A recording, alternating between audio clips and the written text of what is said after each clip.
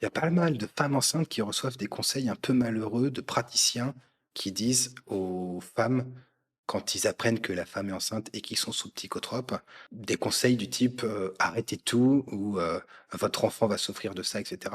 En fait, on n'a pas besoin de l'avis des soignants sur ce genre de choses, y compris de ceux qui n'y connaissent que dalle. On a les données.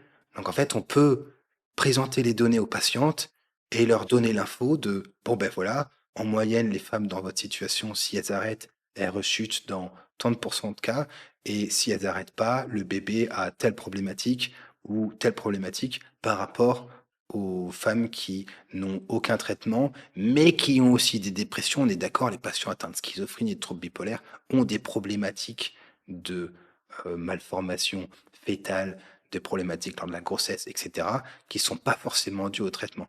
Donc, il n'y a pas besoin de dire aux gens ce qu'il faut faire.